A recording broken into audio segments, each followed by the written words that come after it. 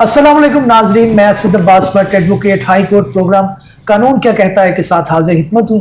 नाजरीन, आज किसी दूसरे मौजू पर बात नहीं की जा सकती क्योंकि सुप्रीम कोर्ट के अंदर एक प्रोसीडिंग चल रही है जिसके अंदर 26वीं आईनी तरमीम जो है उसको चैलेंज किया गया है। क्या सियाको सबाब हैं, क्या लोग उसको आर्ग्यू कर रहे हैं। कल भी उसके अंदर प्रोसीडिंग हुई और हमारे बहुत ही सीनियर लॉयर मुनीर मलिक साहब ने बड़ा आर्ग्यू किया जिसको बहुत अप्रिशिएट किया जा रहा है। क्या नुकात थे जो उन्होंने उठाए। उससे पहले हामिद खान साहब अगेन सीनियर लॉयर हैं, उन्होंने भी उसके ऊपर आर्ग्यू किया। उसके बाद आबिद जुबैरी साहब के गालबन आर्ग्यूमेंट अभी जारी थे कि प्रोसीडिंग को जो है वो अजर्न करना पड़ा। आगे क्या होगा, कौन कौन से बेंचेस जो अरकान है बेंच के अंदर वो बैठे हुए हैं जो उसके सुन रहे हैं, क्या जुरिसडिक्शन के ऊपर कोई इतराज़ है। 26वीं आईनी तरमीम को जो है वो सुप्रीम कोर्ट की डेफिनेशन की मद में भी देखा जा रहा है कि जनाब सुप्रीम कोर्ट और स्पेशल कॉन्स्टिट्यूशनल बेंच जो है क्या ये दो मुख्तलिफ चीज़ें हैं। कानूनी मुश्काफियाँ बहुत ज़्यादा हैं लेकिन एक आम शख्स भी इसके अंदर दिलचस्पी रखता है और जानना चाहता है कि ये क्या बहस मुबासा चल रहा है, उसकी ज़िंदगी ऊपर क्या असर होगा, क्या उसकी ज़िंदगी में तब्दीली आएगी, क्या हम एक इर्तिका के मरहले पे हैं। इसके ऊपर बात करेंगे। मेहमानों का तारुफ करवाता चलूँ, मुझे आज स्टूडियो में ज्वाइन करेंगे मेहर मोहम्मद इकबाल साहब, advocate supreme court of Pakistan है। आप इन्हें पहले मेरे प्रोग्राम में काफ़ी दफ़ा देख चुके हैं। गहरा और बेलाग तबसरा करते हैं और जानते हैं कि कानूनी बात किस तरह से की जाती है। साथ ही साथ मुझे ज्वाइन करेंगे again senior lawyer Chaudhry Faisal Nawaz साहब, एडवोकेट हाई कोर्ट है अगर मैं गलत नहीं हूँ तो। और आप पहले भी इनको काफ़ी दफ़ा मेरे प्रोग्राम में देख चुके हैं और अच्छा और एक गहरा तजिया करते हैं। पढ़ाने से भी शगफ है और काफ़ी ज़्यादा जो है वो कॉन्स्टिट्यूशनल मैटर जो है उनको जो है वो वाइंड अप कर चुके हैं। उनसे भी जानने की कोशिश करेंगे कि इस प्रोसीडिंग को वो किस तरह से देखते हैं। और साथ ही साथ दिल नवाज चीमत साहब, कॉर्पोरेट सेक्टर के अंदर एक अच्छा नाम है, मेहनती वकील के तौर पर जाने जाते हैं और कानूनी और आइनी मामला के ऊपर भी गिरफ्त रखते हैं। उनकी मौजूदगी का भी फ़ायदा उठाएंगे। मैं फैसल आपसे बात का आगाज़ करना चाहूँगा, being sitting at the first place. तो आपने सारी प्रोसीडिंग देखी, एक तो हमारे नाज़रीन को ये बताइएगा सबसे पहले कि उनको एक आम शख्स को भी हम गुफ्तगू को इस तरह से असल में रखना चाह रहे हैं कि जिसके अंदर एक आम शख्स जो है उसको भी पता चल सके ये मामला है क्या, तरमीम क्या होती हैं, हमारे जो आईनी ढांचा है उसके बेसिक स्ट्रक्चर जो है, ये दो पहलू काइंडली आप अगर ब्रीफली एक्सप्लेन कर सकें। Thank you very much Bhatt साहब फॉर द इनवाइट। इतने अहम मौजू के ऊपर पाकिस्तान की हिस्ट्री में जब जब आइन की तरमीम हुई है और वो तरामीम चैलेंज हुई हैं, वो बहुत ही नाजुक मोड़ पाकिस्तान की तारीख में गुजरा है। प्राइमरीली तो देखें, अमेंडमेंट का प्रोसीजर कॉन्स्टिट्यूशन के अंदर मौजूद है।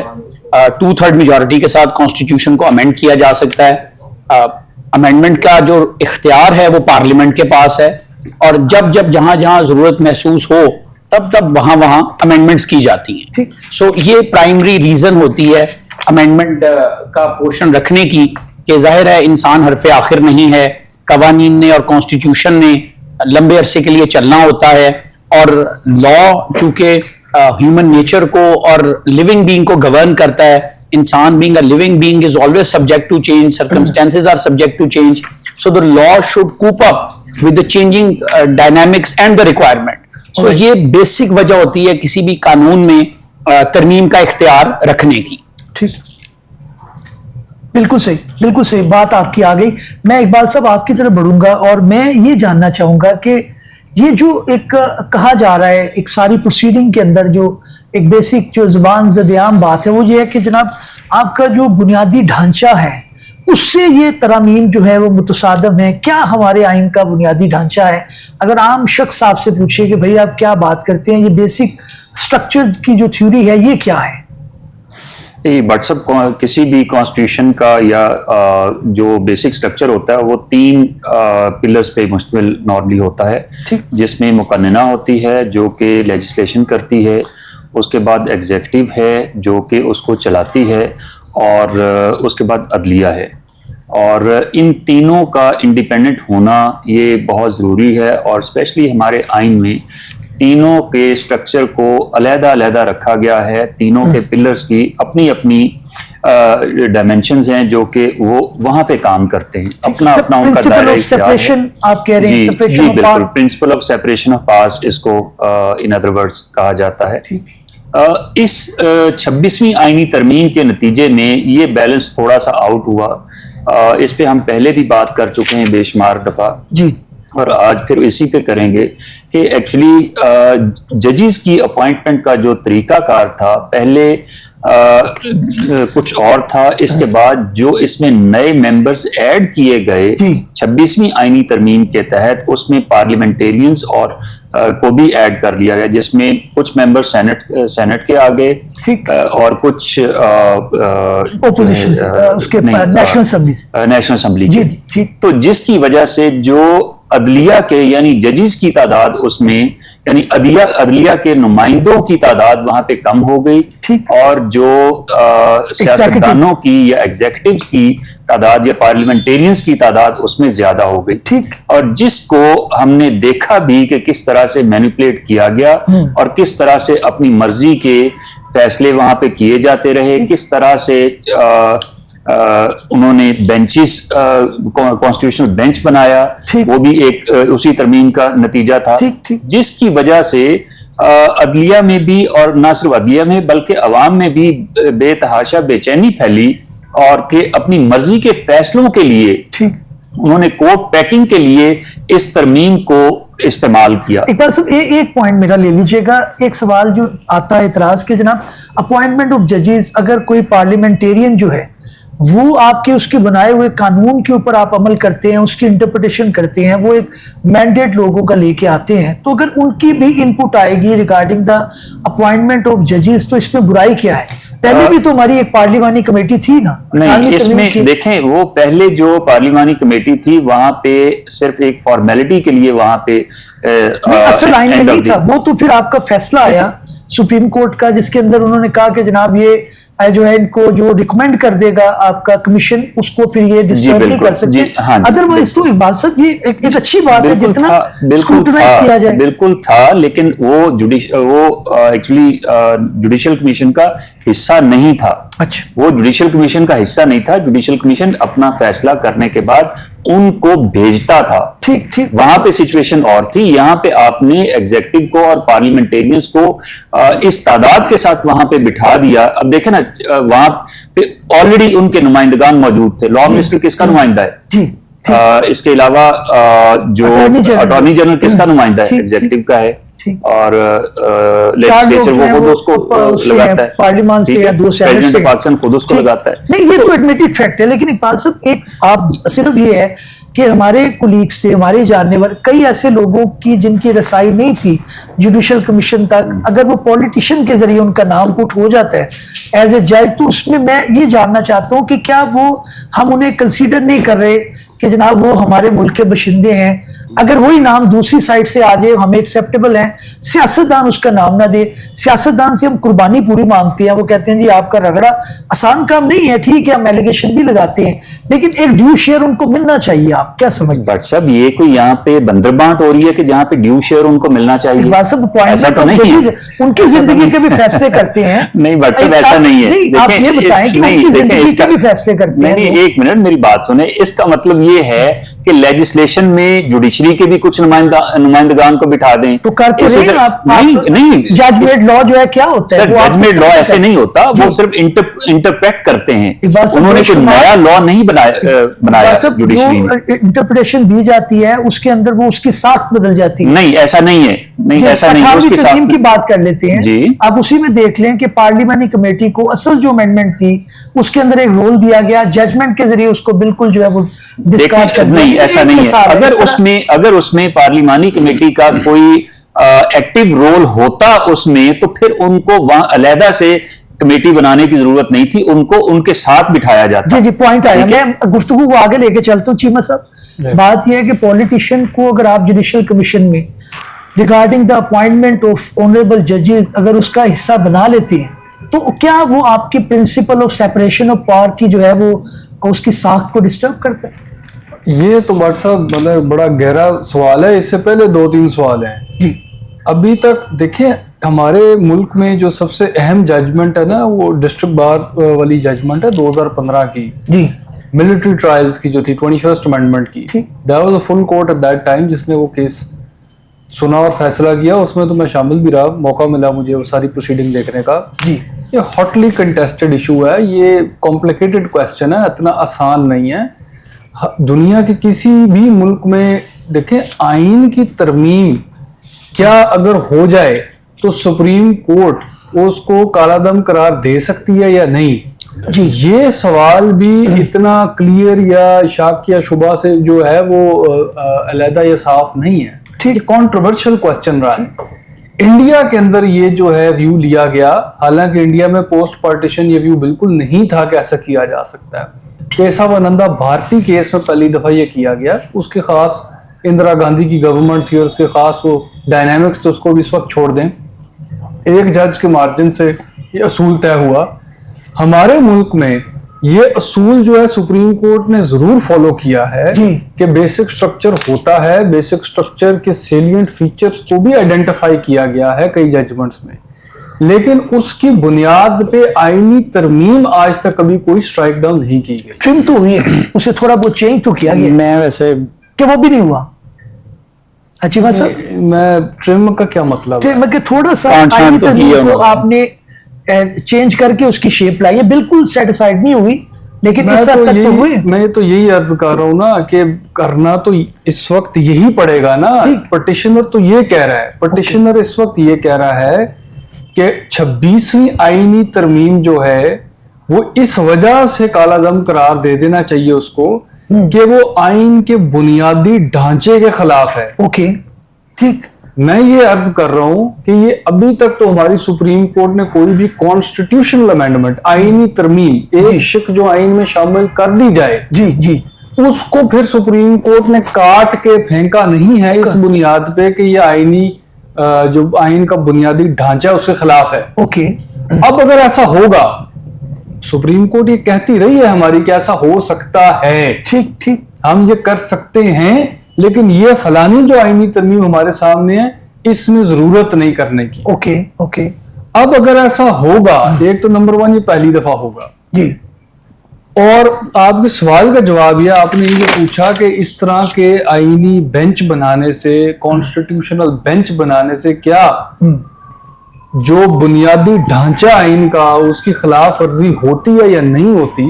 मैं उसी का जवाब देना चाह रहा हूं कि ये एक बहुत गहरा कानूनी आईनी सवाल है, कॉम्प्लिकेटेड क्वेश्चन है। ओके।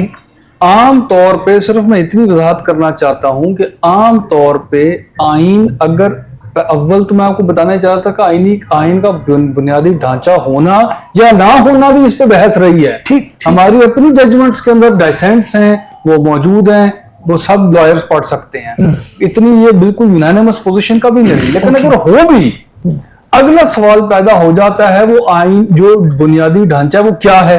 ठीक, उसको लिस्ट करना पड़ेगा जो आसान काम नहीं है। ठीक, और उसके बाद ये तय करना कि फलानी आईनी तरमीम जो है उस बुनियादी ढांचे के खिलाफ है। ये कई स्टेप्स हैं, कई सवाल हैं इसमें जो आपको जाके करना पड़ेगा। जी ठीक है, मुख्तसर बात खत्म करते हैं, प्लीज। कॉम्प्लिकेटेड है ना इशू। जी जी, इस वक्त तो आप इसके करीब भी नहीं है, इस वक्त तो आप यहाँ पे हैं कि ये सवाल किसने सुनना है। बिल्कुल सुनना है। मैं इसी पॉइंट को लेकर चलता हूँ फैसल की तरफ। फैसल, अब ये आ गया कि जो ऑनरेबल जजेस कॉन्स्टिट्यूशनल बेंच जिनको हम कह रहे हैं, उनके सामने जुरिसडिक्शनल पॉइंट है। ये कहा जा रहा है कि आईनी तरमीम से पहले वाला जो बेंच है वो इसको सुनेगा, क्योंकि आईनी तरमीम जो है ये बेंच उनकी पैदावार है। तो एक पैदावार जो एक इंटरेस्ट भी इस तरह से आ सकता है। उनका ये कहना है कि आप ये नहीं सुन सकते। सिर्फ ये फुल बेंच की तरफ भी मुनीर मलिक साहब ने इशारा उस तरह से नहीं एग्री किया। उन्होंने कहा जी फुल बेंच बना दिया जाए तो तब आपको एक्सेप्टेबल है। तो उन्होंने कहा नहीं जी, कि पहले वाला जो है वो जो अमेंडमेंट से पहले जो बेंच काम कर रहा था वही सुनेगा। अब ये जो जुरिसडिक्शनल पॉइंट है, आप समझते हैं कि आईनी बेंच इस चीज को तय कर सकता है, या फिर ये भी कह सकता है कि जनाब ये सवाल उठ खड़ा हुआ है तो इसके लिए हम रेफर कर रहे हैं। फिर वो आपको पता है जो हमारा वो रूल्स हैं, गालबन एक्ट आया है जिसके अंदर ये डिसाइड होता है कि किस तरह से बेंचेस बनेंगी।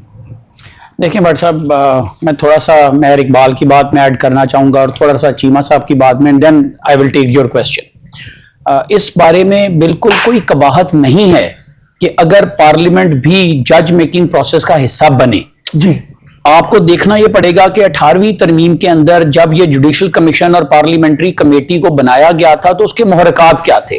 जी ठीक। बाद में आपने उसे रबर स्टैम्प डिक्लेयर कर दिया या रिडंडेंट कर दिया, तो इसका मतलब है इंटेंट ऑफ द अमेंडमेंट ये नहीं थी। जी। इंटेंट ऑफ द अमेंडमेंट यही थी कि पार्लियामेंटेरियंस को इसका पार्ट बनाया जाए बिकॉज वो अवाम को रिप्रेजेंट कर रहे हैं, ठीक। Number one. नंबर टू, जो constitutional amendments null and void हुई हैं या किसी भी आइन को या कानून को, आम कानून को जिस बेस पे चैलेंज किया जाता है उसी बेस के ऊपर ये कॉन्स्टिट्यूशनल अमेंडमेंट भी चैलेंज होनी चाहिए। ठीक। मैंने चूंकि वो पिटीशंस नहीं देखी, बट जो मेरा एक बड़ा वसी तजर्बा है regarding the challenging of the law and of the constitution, Mela Fide is one of the main ground of challenging these kind of things, and Mela Fide is one of the main ground on which the amendment or the whole law can be set aside. So इस बारे में तो कोई शक नहीं है, भले भाई मैं बिल्कुल कर सकते हैं। हमारी जुडिशियल अब देखें जी, मतलब हमारी जुडिशियल हिस्ट्री में हमारे पास केस लॉ मौजूद है जिसके अंदर मेला फ्राइडे को बेस बना के लॉज और अमेंडमेंट्स चैलेंज भी हुई और वो सेट असाइड भी हुई। कॉन्स्टिट्यूशनल अमेंडमेंट भी आप कह रहे हैं कि मेला फ्राइडे की बुनियाद पे बिल्कुल चैलेंज हो सकती है। देखिए कई दफा केस ऑफ फर्स्ट इंप्रेशन भी होता है। चीमा साहब खुद कह रहे हैं पेचीदा मामला है, हमने बहुत ज्यादा कॉन्स्टिट्यूशनल मैटर्स किए हैं, हम इस बारे में बात करें या ना करें, ये बात रोज़े रोशन की तरह आया है कि 26वीं आईनी तरमीम सिर्फ एक शख्स को रोकने के लिए की गई on the face of it, और वो थे जस्टिस मंसूर अली शाह साहब। ये उनकी अपॉइंटमेंट के बिल्कुल एन सरहाने पे आकर पूरा जोर लगाकर कॉन्स्टिट्यूशनल अमेंडमेंट की गई, तो हम किसी तरह ये नहीं कह सकते कि इसके अंदर जो है ना कुछ अदर फैक्टर्स नहीं हैं। हाँ, वो चीफ जस्टिस बन जाते, उसके बाद एक रूटीन में आईनी तरमीम आती और उसको देखा जाता।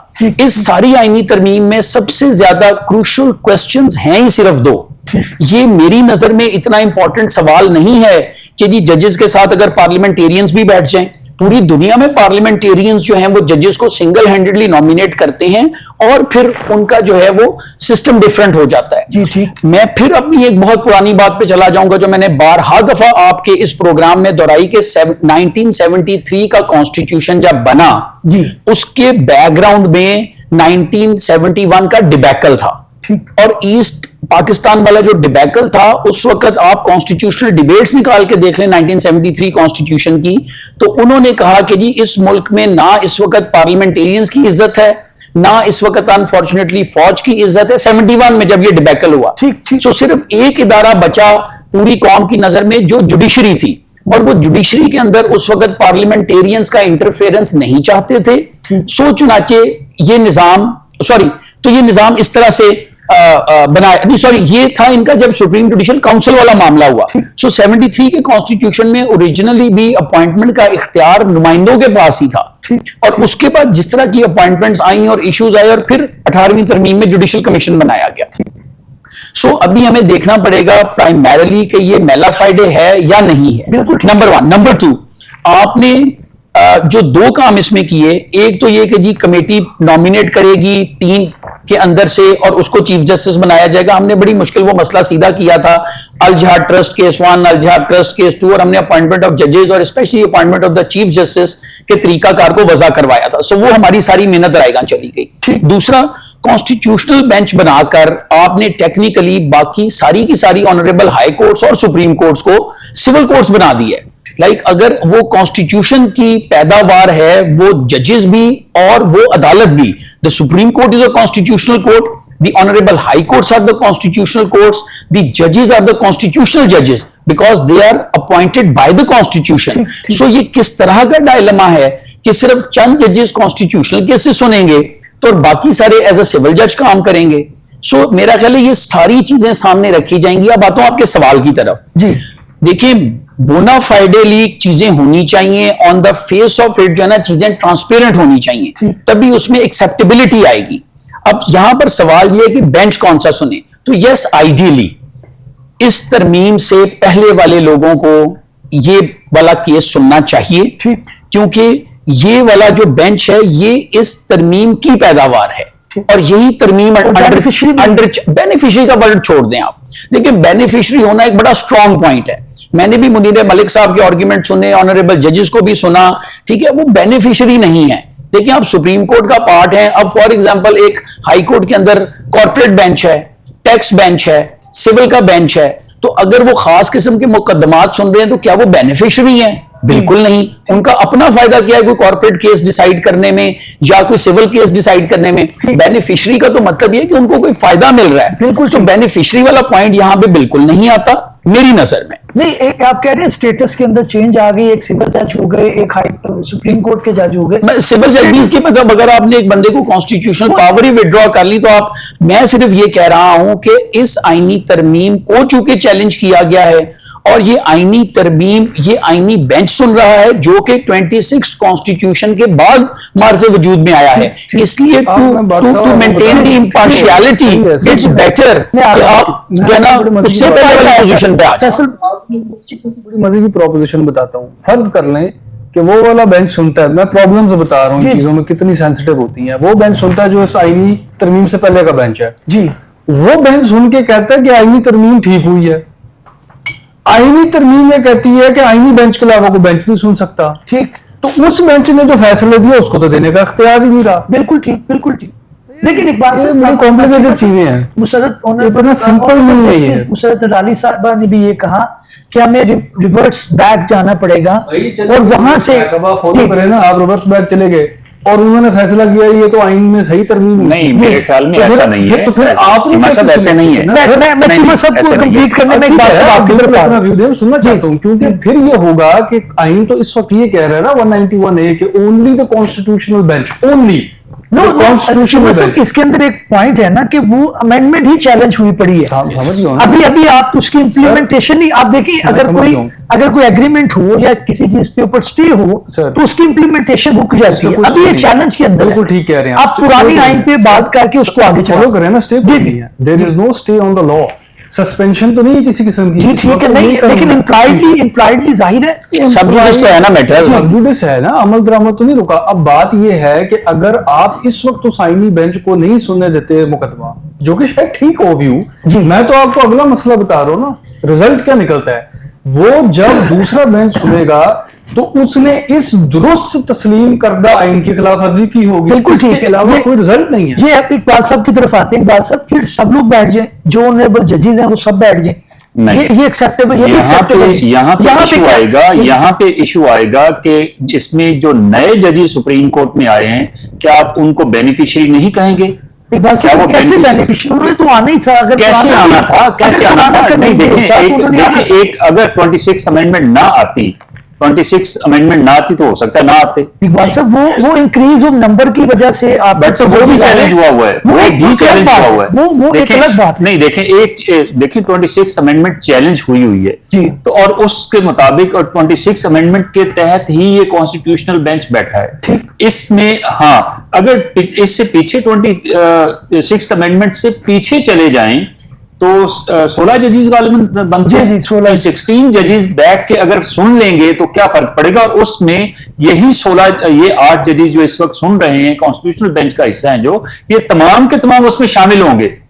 और जहां तक इस बात का ताल्लुक है कि ये आगे जो फुल बेंच या पहले से मौजूद जो जितने जजेस हैं उनका बेंच बना दिया जाए, उसको फुल बेंच कहें या जो मर्जी कहें, तो इसमें मेरे ख्याल में कोई कबाहत नहीं है। कानून ने कहीं रिस्ट्रिक्ट नहीं किया कि इस सिचुएशन में फुल बेंच नहीं बनेगा। दूसरी बात यह है कि ये कॉन्स्टिट्यूशनल बेंच भी सुप्रीम कोर्ट का हिस्सा है, ये कोई उससे अलहदा कोई मखलूक नहीं है। सुप्रीम कोर्ट की डेफिनेशन अगर आप देखें तो आर्टिकल 176 में, सॉरी, अभी भी वही है, वो उसको चेंज नहीं किया गया। वो, और ये शायद मेरे ख्याल में 26वीं आईनी तरमीम करते वक्त ये शायद जिन लोगों ने ये की या जिन लोगों ने इस आइन का हुलिया बिगाड़ा, उनसे शायद ये रह गई, और ये शायद इंटेंशनली रह गई। अगर उनके डेफिनेशन वो चेंज नहीं कर सके। फैसल आपकी तरफ से होगा। अब जो आर्ग्यूमेंट ऑनरेबल सुप्रीम कोर्ट के सामने इस वक्त सिर्फ आ रहे हैं कि ये जो तरमीम का चैलेंज है ये कौन सुनेगा, अब इसके ऊपर ही हमें टाइम लगेगा। जाहिर है लॉयर्स अपने आर्ग्यूमेंट देंगे, जो भी फैसला होता है। क्या एक honourable court, honourable supreme court इस चीज को भी मलूज़े खातिर रखती है कि जनाब एक्सेप्टेबिलिटी इन द पब्लिक क्या है? क्योंकि मुनीर मलिक साहब ये चीज बहुत कह रहे थे, हम एज ए लॉयर या हमें as a student of law हम देखते हैं कि ऑनरेबल कोर्ट्स हमेशा कानून की तरफ इंक्लाइंड होती हैं, वो देखती हैं कानून क्या कह रहा है, कितना भी मामला हो, लोग कितना अच्छा कहें जितना बुरा कहें, इस चीज से कतई नजर वो कानून अंधा होता है, जो सिंपल अगर आप बात करें तो क्या उनको इस चीज को भी मद्देनजर रखना चाहिए कि लोग क्या कहेंगे और क्या तबका कौन किस तरह से कहेगा? नहीं, being the judges of the honorable Supreme Court और even being an ordinary judge, आपका बिल्कुल काम नहीं है कि आप पॉपुलैरिटी को देखें। ठीक, ये सियासी लोगों का काम है, मगर यस, कानून के मुताबिक फैसले होने चाहिए। अब जहां पर कानून कह लें कि जी ब्लर है या उसमें क्लैरिटी नहीं है या वो केस ऑफ फर्स्ट इंप्रेशन है, वहां पर थोड़ा मैटर सेंसिटिव हो जाता है कि आप पहली दफा इस चीज को देख रहे हैं और फिर इन हालात के मुताबिक आपको देखना पड़ेगा, और वहां पर फिर अदर फैक्टर्स भी बीच में आते हैं, जिस तरह हर जिंदगी के हिस्से में आते हैं कि देखिए सुप्रीम कोर्ट इस मुआशरे का हिस्सा है, इस मुल्क का पार्ट है, यहाँ के जो द लॉयर्स एंड द जजेस both are citizen of the country, so उन्हें एक ओवरऑल इम्पार्शियलिटी एंड फेयरनेस तो इन एनी केस दिखानी है और दिखानी चाहिए भी। सो बड़े काबिल कॉन्स्टिट्यूशनल लॉयर्स इस केस को आर्ग्यू कर रहे हैं and they have the capacity to give new dimensions, और हमने बड़ी दफा देखा है कि बड़े बड़े नए सवालात और उनके जवाबात आए। सो मगर मेरी हम्बल राय में मेरा ख्याल ये है कि जिस कॉन्स्टिट्यूशनल अमेंडमेंट के तहत ये बेंच आया है, वही कॉन्स्टिट्यूशनल अमेंडमेंट जब अंडर चैलेंज है तो फिर शायद ये ज्यादा बेहतर होगा कि फुल कोर्ट इसको सुन ले। इसमें कोई कदर नहीं है मेरी नजर में कि भले, हाँ वही बता रहा हूं, मेरी नजर में ये जो बार बार बेनिफिशियरी वाला पॉइंट है, देखें ये फिर थोड़ी सी ज्यादती होगी, ये ज्यादा स्ट्रांग वर्ड है। दोनों साइडों पे चलते हैं, वो कहते हैं पहले भी अगर सुनेंगे तो वो भी तो इन सेंस एक बेनिफिशियरी नहीं, कहने का मतलब है जो आपने बात की कि इन एनी केस देखिए बेनिफिशियरी वो होता है जो आम हालात में तो शायद सुप्रीम कोर्ट का जज ना बनता और इस 26वीं तरमीम की वजह से बन गया। ठीक, तो जितने ऑनरेबल जजेस इस तरमीम के बाद भी एलिवेट हुए, वो अदरवाइज भी मेरिट पे एलिवेट हो रहे थे या हो सकते थे या हो जाने थे, कुछ नहीं बल्कि हुए जो हो जाने थे, वो भी गलत है। सो मेरा ख्याल है कि इस हवाले से वो बेनिफिशियरी तो हुए ना। सो अगर 16 कर लें या 24 कर लें, इट विल बी बेटर कि ये ब्रॉडर स्पेक्ट्रम में केस सुना जाए, तो एटलीस्ट जो है ना वो इम्पार्शियलिटी आ जाएगी। हाँ, 26वीं आईनी तरमीम अंडर चैलेंज ना होती, कुछ और अंडर चैलेंज होता और ये बेंच सुन लेता, ठीक, तो सूरत हाल वुड हैव बीन डिफरेंट। बिल्कुल ठीक। एक बार से ये भी एक बड़ा इंपॉर्टेंट पॉइंट है कि जो चीमा साहब कह रहे हैं कि अब आपका आइन जो है आज बाकी मामलात के अंदर आप उसको इम्प्लीमेंट कर रहे हैं, और ये खुद कह रहे हैं कि जी जो है ना वो no bench of the Supreme Court other than the constitutional bench, तो आपने बाकी सारा आइन जो है उसका इतलाक कर दिया, आम शख्स जो है उसी के तहत जो है अपनी जिंदगी गुजार रहा है, जो भी उसके ऊपर असरअंदाज हो रहा है। लेकिन इस मामले के अंदर आप कहते हैं कि नहीं, इसके अंदर फुल बेंच होना चाहिए, क्योंकि ये ऑनरेबल जजेस, जाहिर है इसके ऊपर आप एक इल्जाम जो है या एक जो है वो एक क्रिटिसिज्म आ रहा है कि जनाब ये क्यों इनको लगाया गया, इन्हीं को क्यों लगाया गया कि सिर्फ ये आइन की ये तशरीह करें, क्या इनको कोई इस तरह से एक सपोर्ट है या कोई मामला है, तो ये तो वायलेशन आपकी आज के दिन में हो जाएगी। बट सब बात ये है कि मेरे ख्याल में जब ये 26 अमेंडमेंट चैलेंज हुई थी ना, इसको इमीडिएटली टेकअप करके इसका फैसला करना चाहिए था, या इसके अंदर स्टे भी हो सकता था। स्टे नहीं हो सकता था इस तरह से। वो अगर जब ये अभी आपको याद होगा ये उमर अता बंदयाल साहब ने भी प्रैक्टिस एंड प्रोसीजर अभी वो साइन नहीं बिल हुआ था, उससे पहले अगर ये इसको सस्पेंड कर दिया जाता या स्टे कर दिया जाता तो ये पॉसिबिलिटी थी, लेकिन जब ये इनफील्ड आ गई तो उसके बाद ये नहीं हो सकता। ठीक। और मेरी गुजारिश ये है कि सॉरी आपका सवाल क्या था? सॉरी, सवाल मेरा ये था कि अभी आज के दिन के अंदर ये लॉ है, लॉ ऑफ द लैंड, ये गुजारिश ये है कि लॉ ऑफ द लैंड बेशक आज का ये है जी, लेकिन इसको जानबूझ के डिले किया गया। अपनी मर्जी के उन्होंने, जिन लोगों ने ये अमेंडमेंट्स की थी, उन्होंने अपनी मर्जी के फैसले जिन केसेस में लेने थे वो लिए, और उसके बाद जी आज की तारीख में इस केस की हेयरिंग चल रही है। अच्छा एक बात सर, अभी एक हमने तारिक जंगीरी साहब का भी मामला देखा, उनको भी स्टे मिल गया सुप्रीम कोर्ट से। हम देखते हैं कि जहाँ पे हमें कुछ फेवरेबल चीज मिलती है वहां पे हम कहते हैं कि कोर्ट बड़ी ठीक है, जहाँ पे अगेंस्ट आ जाता है हम कहते हैं ये मैनेज हो गए इनसे फैसले। तो ये तो फिर एक लंबी ये बट साहब ये आप एक दो दफा पहले भी ये सवाल मुझसे ही कर चुके हैं। वो उसमें थोड़ा सिचुएशन डिफरेंट थी। जैसे आपने कहा कि अल्टीमेटली इमरान खान को रिलीफ तो हाई कोर्ट सुप्रीम कोर्ट से मिल रहा है। जी। तो मेरा जवाब ये था कि जनाबे वाला, ये जो मैजिस्ट्रेट को या एडिशनल डिस्ट्रिक्ट जज या सेशन जज को ये रिलीफ दे देना चाहिए, ये इन्हीं जजेस की मरहूने मिन्नत है कि ये जनाब सुप्रीम कोर्ट से जाके उसको रिलीफ मिलता है। उसके केसेस फिक्स नहीं किए जाते और अपनी मर्जी के जजेस अपनी उन पोजीशंस पे लगाए गए जहां से उसको रिलीफ मिल सकता था। इसके हर शहरी की ये कहानी है। नहीं, ऐसे नहीं है। ये आम शख्स का मसला है। नहीं बट सुप्रीम कोर्ट में जाके अभी कल परसों एक बेल जो सुप्रीम कोर्ट से हुई है तो नीचे रिलीफ नहीं मिला, आपके पास एक राइट है। नहीं ऐसे नहीं है बट साहब, देखें एक है कभी कभार ऐसे हो जाना, नीचे से रिलीफ नहीं मिला, चलेंगे एडीजे से एएसए से मिल गया, हाई कोर्ट से मिल गया, लेकिन उसके किसी केस में भी आपको हाई कोर्ट से नीचे रिलीफ मिला है? इमरान खान के मैटर दिखाएं मुझे। नहीं, किसी केस से 90% केसेस में एक बात सर, ट्रायल कोर्ट नहीं बट आपको पता है 302 का मुकदमा है, उसके अंदर आपको पता है कि कहां पे रिलीफ मिलता है। हाई कोर्ट में भी नहीं, इवन सुप्रीम कोर्ट में जाके। बट साहब मुझे ये बताएं, आज तक इद्दत के केस में कभी सजा हुई है? नहीं, वो जाहिर है जिसके अंदर हुई है इद्दत के केस में कभी सजा हुई है? सुप्रीम कोर्ट देख लेगी ना सर, सुप्रीम कोर्ट आएगी। सर ना करें सर, सुप्रीम कोर्ट देखें, एक आदमी को आपने कसम खाई हुई है कि हमने रगड़ा लगाना है और एंड पे आके आपने जुडिशरी को अच्छा करने के लिए दिखाने, उसका बेहतर चेहरा दिखाने के लिए आपने कह देना चाहिए ये देखें रिलीफ मिल गया। लेकिन ये सारा जो है वो दूसरी पॉलिटिकल पार्टी के साथ भी होता रहा है। मैं अपनी कानूनी डिस्कशन को आगे लेके चलता हूँ चीमा साहब। अब मामला की तरफ जाएगा। अब प्रोसीडिंग जो है, आम जो बंदा देख रहा है वो ये जानना चाहता है प्रोसीडिंग कब ये डिसाइड होगा कि जी कौन सुन रहा है। अभी तो मामला सुनने पे आई नहीं है। तो ये है जी, सुनेगा कौन? बिल्कुल, मैं पहले यही अर्ज करने लगा था, आगे उसकी सेटिस्फाइड होना तो बहुत आगे की बात है। अभी तो बहुत प्रिलिमिनरी स्टेजेस में है। और ये देखिए जेन्युइन लेजिटिमेट क्वेश्चंस हैं, ये ऐसे नहीं कि फजूल में वक्त जाया किया जा रहा है। खैर ये बात मैं एग्री करूंगा कि इसको पहले भी फिक्स किया जा सकता था, that is right, that is a different thing. But in this situation novel situation है। अब एक आईनी क्वेश्चन पैदा हो गया है जी, उसको शायद फर्स्ट इंप्रेशन का भी आप कह सकते हैं इंस्टेंस हो। हमारी सुप्रीम कोर्ट में तो इस तरह कभी तकसीम नहीं हुई पहले बेंचेस की जी। तो इसको जाहिर है एक रास्ता निकालना पड़ेगा। बट साहब मेरा जो ख्याल है, ठीक, मेरा फ्रैंकली मैं समझता हूँ, मैंने भी प्रोसीडिंग्स थोड़ी सी फॉलो की हैं, मैं समझता हूँ फ्रैंकली जो लॉयर्स आर्ग्यू कर रहे हैं उनको भी बहुत सारी चीजों पर क्लैरिटी नहीं है, ठीक, वो भी डिफर करते हैं। देखे ना, right way they are not sure कि हमें भी full court, can we agree to a full court? अगर आप फुल कोर्ट पर भी एग्री करते हैं तो उसमें भी बहुत सवाल पैदा होते हैं। वो कैसे? फिर उसमें भी बहुत सारे जजेस वो शामिल है फिर जो 26वीं आईनी तरमीम के बाद आए हैं। अगर आप कहते हैं कि हम 26वीं आईनी तरमीम से पहले वाली, वो मैंने आपको बता दी, उसमें से भी बहुत प्रॉब्लम्स उछलते हैं।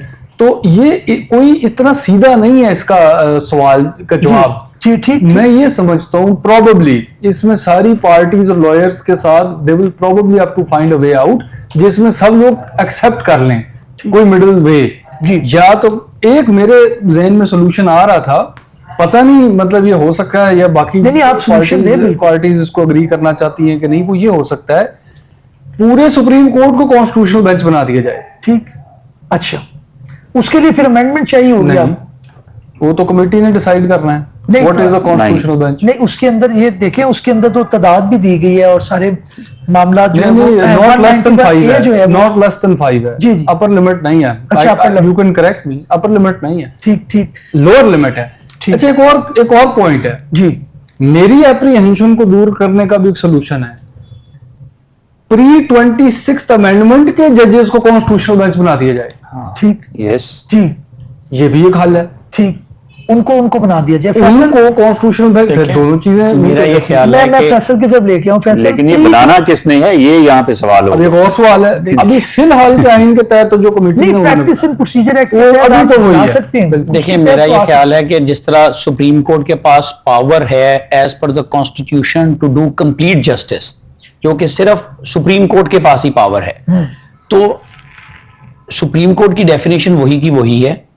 यहाँ पर ये अगर इस तरह से देखा जाए कि सुप्रीम कोर्ट एक बड़ी चीज है और कॉन्स्टिट्यूशनल बेंच उसका हिस्सा है, सो अगर सारे ऑनरेबल जजेस आ जाते हैं तो ये मेरा ख्याल है बात एक जो है ना सतही बात रह जाती है, डाइल्यूट हो जाती है, नंबर वन। नंबर टू, इसको इस एंगल से भी देखें कि obviously we are from the same profession, the honourable जजेस and we being the lawyers, so we also know कि किस जज का किस तरह के केसेस का बैकग्राउंड है और कॉन्स्टिट्यूशनल अप्रोच किस जज की कितनी मैच्योर है और कितनी नहीं। By mere getting elevation in the honorable high court or supreme court does not change your experience being a lawyer.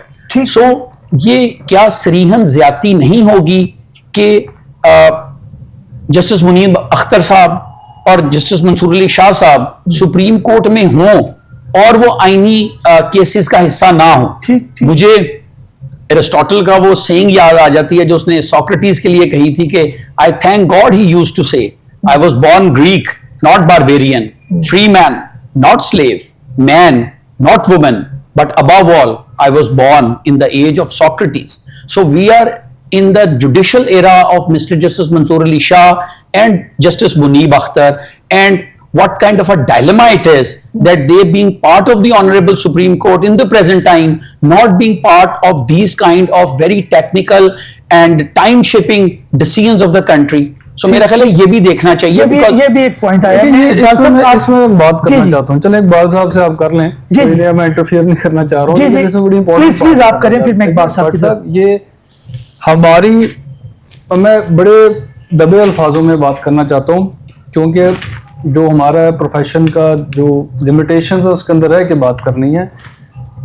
आप जितने हमारे दोस्त यहाँ बैठे हैं ना, हम सबको पता है देयर वर मेनी जजेस जिनके मुतल्लिक हमारी बहुत अच्छी राय थी और जिनके मुतल्लिक हम समझते थे कि यार ये बंदा चीफ जस्टिस बनेगा तो ये होगा। जी जी। लेकिन बातें हमेशा उस तरह हो नहीं सकी। ठीक बिल्कुल। And I think they will all agree. बिल्कुल ठीक है, बिल्कुल ठीक। सो अहमद खान साहब से मैंने ये सुना हुआ है और एक लतीफ़ा ही समझ लें कि आप हमारे, वो कहते हैं ना सिर्फ ऑल ब्राइट स्कॉलर्स होने, वो कहते होते थे कि सिर्फ ऑल ब्राइट जो है ना हमारे बहुत ज्यादा ब्राइट हो जाते हैं, तो वो थोड़ा सा ये भी है प्रैक्टिकली हमें चीजें उस तरह से देखनी चाहिए। दिस अमेंडमेंट हमें समझना पड़ेगा, जितना मर्जी आप इसको बुरा भला समझें, ये एक रिएक्शन है। ठीक, ये रिएक्शन है चौधरी इफ्तिखार, मोहम्मद चौधरी इफ्तिखार चीफ जस्टिस के दौर की, साकिब निसार साहब के दौर की, उमर वताब बंदयाल साहब के दौर की, उन पीरियड्स में जो जजमेंट्स आई, जो एग्जीक्यूटिव के ऊपर जो एक्शंस लिए गए, जी उस सारे का ये रिएक्शन है। इससे आप इसको डिसएग्री नहीं कर सकते। अब रिएक्शन क्या है क्या नहीं, वो गलत बात है। नहीं, are we not ready to have a strong judiciary? वो यही था ना कि वो दबंग फैसले देते थे, सो मोटो एक्शन तो मंसूर अली शाह साहब ने तो हमेशा आइन के अंदर ही एक बात की है, तो हम स्ट्रांग जुडिशरी हमें जरूरत नहीं है, आप समझते हैं क्या? When the periods in this country's history when you had the strongest judiciary, क्या नताइज निकले वो आपके सामने हैं। बिल्कुल ठीक बात साहब, आपकी इकोनॉमी बैठ जाती है, आप कंपनियों को काम नहीं करने देते, आपके जो चीफ जस्टिस साहिबान है वो जाहिर है फिर वो लॉ के मुताबिक फैसला करते हैं। तो क्या इसके अंदर प्रैक्टिकली इंटरनेशनली क्या प्रैक्टिस चलती है? क्या एग्जीक्यूटिव और जुडिशरी एक दूसरे के इशारों को समझते हैं? क्या उनकी कोई मीटिंग्स होती हैं? क्या उनके कोई SOPs हैं? How they are moving as a one unit? इधर लगता है जुडिशरी स्ट्रॉन्ग हो गई है तो एग्जीक्यूटिव की शामत आ गई है, जी पार्लियामेंट स्ट्रॉन्ग हो गई है तो आप जुडिशरी को थ्रेट आ गए, तो are we not sitting on one board? क्या है ये? बट सब जहाँ तक कंपनीज के पाकिस्तान से जाने का ताल्लुक है, वो उसकी कोई एक रीजन नहीं होती। ठीक, उसके 2-3 रीजंस होती हैं जिनमें से मैं जल्दी से बता देता हूँ। नंबर 1 आपकी टैक्सेशन का मैकेनिज्म है। ठीक, जब आप इतना ज्यादा टैक्स लगा देंगे तो वो लोकल्स के साथ compete नहीं कर पाएंगे, जिस वजह से वो उनके लिए बिजनेस करना यहाँ पे बहुत मुश्किल हो जाता है। जी ठीक। सेकेंडली आपका जुडिशल सिस्टम है और वो ये देखते हैं कि अगर हमारा कोई डिस्प्यूट अराइज होता है तो यहाँ का जुडिशल मैकेनिज्म या जुडिशरी कितने अरसे में हमें कोई रिलीफ देने में कामयाब होता है, तो वो आपके सामने है और वो बहुत ही बुरा हाल है। टैक्सेशन का भी बहुत बुरा हाल है और आपकी जुडिशरी का भी, और स्पेशली कमर्शियल केसेस तो जिसने पैसे देने हैं ना जी, वो जितना चाहे केस को हमारे सिस्टम में रह के लटका ले, कोई प्रॉब्लम ही नहीं है। आप कोई अच्छा सा वकील करें, बड़ी सी लॉ फर्म एंगेज करें और बस फिर भूल जाएं कि आपने पैसे देने हैं। ठीक ठीक ठीक, बिल्कुल सही। तो ये रीजन ये है reason। बड़ी कंपनीज के यहाँ से जाने की। अच्छा, ठीक। और सिर्फ जुडिशरी और के सख्त फैसलों की वजह से नहीं जाते, ठीक। जुडिशरी के जल्दी फैसले न करने की वजह से ये इम्पैक्ट आता है। इकबाल साहब, एक मेरा, क्योंकि आप 26वीं आईनी तरमीम को जाहिर है उस तरह से अपोज भी कर रहे हैं, लेट सपोज 26वीं आईनी तरमीम खत्म हो गई, हम वापस आ गए हैं उससे पहले, क्या वो दौर भी बेहतर था? उसके अंदर भी हमारी रेटिंग कहाँ पे थी और कहाँ पे मामला था? तो इसको आप समझते हैं कि 26वीं आईनी तरमीम रुकावट है? पहले भी तो आपका निजाम उसी तरह ही अल्लाह नहीं, मैं नहीं समझता कि इसका 26वीं आईनी तरमीम के साथ कोई ताल्लुक है। हाँ, इस वजह से हमारी जुडिशरी ये 26वीं आईनी तरमीम के बाद बहुत ज्यादा बदनाम हुई है। जिस तरह के फैसले इन्होंने उसके बाद दिए और जिस तरह से इंसाफ का कत्ल किया गया, किसी एक शख्स को या एक पार्टी को क्रश करने के लिए, जिस तरह से आपने जमहूरियत को क्रश किया, आपने फॉर्म 47 की हुकूमत बना के, जिस तरह से 45 को रिजेक्ट करके आपने रातों रात हारे हुए को आपने जितवा दिया और जीते हुए को हरवा दिया, उसके बाद और फिर उसके बाद आपने जुडिशरी के थ्रू उन केसेस को आज तक लगने नहीं दिया। पॉइंट ये है वो रीजन जिस वजह से हमारी जुडिशरी बदनाम हुई और जिस वजह से मुख्तसर फिर में आगे चले। ये ठीक बात जो कह रहे हैं सही कह रहे हैं, बट एक और देखें, ये जो पॉलिटिकल डिस्प्यूट्स है ना, ये बहुत ज़रूरी चीज़ें हैं, इंपॉर्टेंट इश्यूज हैं, बट ये आम आदमी की डे टू डे लाइफ को इतना अफेक्ट नहीं करते। ठीक, आपको इफेक्ट कर रहा है। देखें जुडिशरी में एक और एंगल से आप बात रखना चाह रहा हूँ ना, आप सारा वक्त, सारी मेहनत, सारा अपना जोर जो है वो पॉलिटिकल इश्यूज को, कॉन्स्टिट्यूशनल इश्यूज को कर रहे हैं, अच्छी बात है।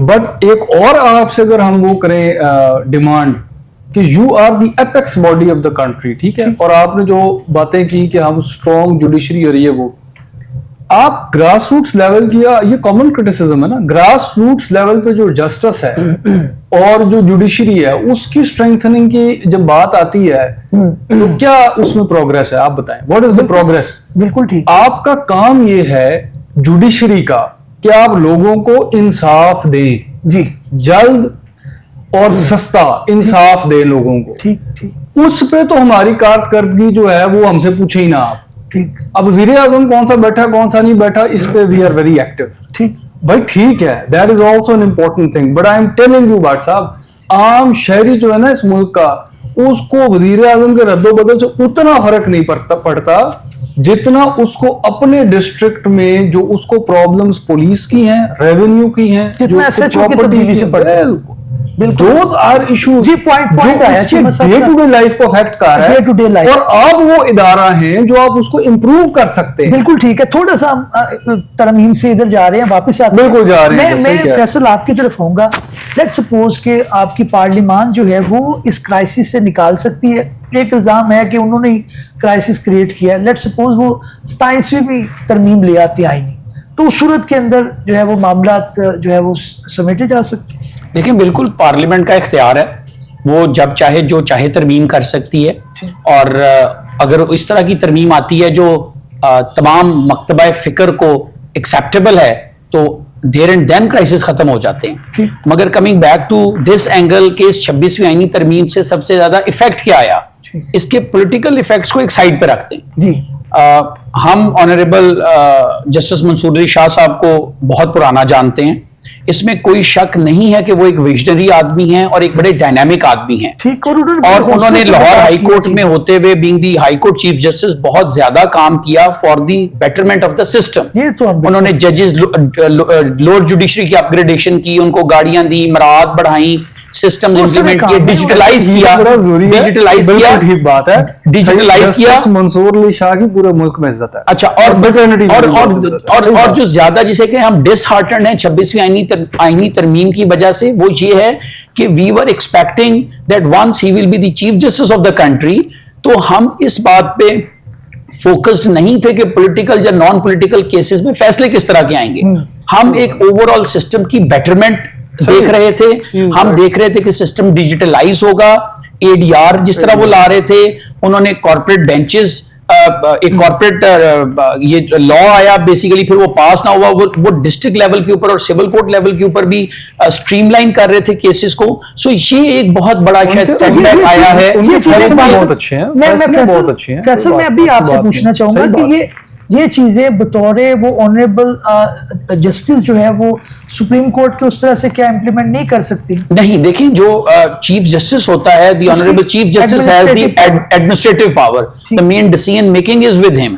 सो बिल्कुल वो अपनी कैपेसिटी में, इवन द सीनियर प्यूनियर जज भी बड़ा जोरों शोर से काम कर रहे थे, मगर ऑब्वियसली जिस तरह वो इंप्लीमेंट करना चाह रहे थे चीजों को, सो ये एक बहुत बड़ा सेटबैक है। वी वर एक्सपेक्टिंग कि जुडिशरी काफी स्ट्रीमलाइन हो जाएगी और चीजें बहुत बेहतरी की तरफ आ जाएंगी, बैकलॉग्स खत्म हो जाएंगे, डिजिटलाइज हो जाएगा सिस्टम। सो ये उनका एक एंगल था, और yes, there is no two opinions about it, about his professional competency, कि उनका क्वालिटी ऑफ वर्क और अप्रोच बिल्कुल क्लास अपार्ट है। जी, इकबाल साहब, मैं आपकी तरफ आऊंगा। मैं थोड़ा सा फैसल ने जो बात की, ऑनरेबल जस्टिस मंसूर अली शाह साहब, मेरा भी इंटरेक्शन रहा, पेश हम होते रहे, उनकी कॉम्पिटेंसी, उनका विजन, इसके ऊपर कोई आर्गूमेंट नहीं है। But let's talk about the institutionalisation of the institution. वो किस तरह से मुमकिन है? क्योंकि आज ऑनरेबल जस्टिस मंसूर अली शाह साहब है, लेट्स सपोज वो होते भी कुछ टाइम के लिए होते, क्या हम अपने इदारे उस तरह से नहीं? हमने चौधरी इफ्तार साहब के ऊपर भी काफी उन्होंने जुडिशियल पॉलिसी भी दी, लेकिन नीचे स्ट्रक्चर नहीं था, काम नहीं हो सका। ऑनरेबल मंसूर शाह साहब अकेले काम डिलीवर कर पाएंगे? एक्सपेक्टेशन भी बड़ी ज्यादा थी। इंस्टीट्यूशन की हम क्यों नहीं बात करते? बट सर बिल्कुल, मेरे ख्याल में अगर इंस्टीट्यूशंस काम करें ना, या इंस्टीट्यूशंस को इतना स्ट्रॉन्ग कर दिया जाए कि अशखास के आने से उनको कोई फर्क ना पड़े। जैसे आपने देखा कि लाहौर हाई कोर्ट में जस्टिस मंसूर अली शाह ने इतना काम किया, तमाम का तमाम रिकॉर्ड उन्होंने डिजिटलाइज कर दिया। उन्होंने ये जो हर केस की फिक्सेशन का आपको मैसेज आता है, ये उन्होंने ये एक बहुत अच्छा सिस्टम दिया। इसके अलावा उन्होंने ऑनलाइन फाइलिंग का सिस्टम दे के गए थे। इस पे भी हड़तालें हुई थी। इस पे भी वो ठीक है, वो कुछ वो सिस्टम कुछ लोग एक्सेप्ट नहीं करते ना, अपोज ही किया है, अपोज करते हैं हम लोग। आपकी बात दुरुस्त है। उसकी वजह ये कि लोग, उस वक्त कहा जा रहा था कि शायद ये आप एकदम ये उसको डिजिटलाइज कर देंगे फाइलिंग को। ऐसा नहीं होना था, बल्कि ये पैरेलल सिस्टम चलना था कि जो ऑनलाइन करना चाहता है वो ऑनलाइन कर ले, जो मैनुअली जाके करना चाहता है ऑन स्पॉट वो ऑन स्पॉट जाके कर ले। With the passage of time, Aahista Aahista जैसे जैसे आप वेल इक्विप्ड होते विद द न्यू सिस्टम या विद न्यू टेक्नोलॉजी, तो ये शॉर्टकमिंग्स खत्म हो जानी थी। ठीक। तो उस वक्त भी हमने ये शोर मचाया था, लेकिन वो आज तक जो उनका दिया वो सिस्टम है वो बहुत बेहतरीन अभी तक वो काम कर रहा है। और इसी तरह अगर ये सिस्टम अगर मंसूर अली शाह साहब के हाथ में होता इस वक्त, वो अगर ड्राइविंग सीट पे बैठे होते, तो वो उनके पास बहुत बड़ा दिमाग है, बहुत बड़ा ब्रेन है वो इस मुल्क का। ना सिर्फ वो लीगल साइड पे, कॉन्स्टिट्यूशनल साइड पे, कमर्शियल साइड पे, वो एक एक्सेप्शन है इस सिस्टम के अंदर। ठीक, बिल्कुल। तो अगर मेरे ख्याल में उनको मौका दिया जाता, और ये पॉलिटिकल रीजंस की वजह से मैं समझता हूं ये 26 अमेंडमेंट आई, और इस वजह से उनको ना पीछे रखा जाता, तो मेरे ख्याल में अब तक बहुत कुछ चेंज हो चुका। मैं चीमन साहब आपकी तरफ आऊंगा। अब बात इधर आ गई है, बात यह है कि एक जो जाहिर है उनका एक अपना एक एक्सपीरियंस है, सारी चीजें हैं, कितना इंपॉर्टेंट है कि आप दूसरे लोगों की भी जो एग्जिस्टेंस है उसको भी आप पहचाने। सोसाइटी के अंदर एक ज़हीन बंदे ने भी रहना है, एक जो है वो जो कुंज़ेन है उसने भी रहना है, जो थोड़ा माड़ा है उसने भी रहना है इंटेलेक्चुअली। तो सोसाइटी तो इस तरह चलती है ना, तो उसके अंदर फिर वो आपका जमहूरियत का सिस्टम है, जो आइन आपका दे दिया गया उस पर चलना है। तो डिबेट कोई फिलोसॉफिकल हो रही है, लेकिन उस तरफ जा रही है। ऐसे ही है बट साहब, क्योंकि देखें आपके सवाल का मैंने यही जवाब देना था। देखें, मजबूत मुल्क और मजबूत निज़ाम वो होते हैं जो पर्सन स्पेसिफिक नहीं होते, ये वेल नोन बात है। जी। हमारे यहाँ ये मुस्लिम कंट्री, सिर्फ हमारा मुल्क नहीं है, ये मुस्लिम कंट्रीज और ईस्टर्न कंट्रीज में ये वैसे ही ट्रेंड है। हम इंडिविजुअल स्पेसिफिक हैं, हम इंडिविजुअल को लेके उसका कल्ट बना के उसी को पूजना शुरू कर देते हैं। ठीक।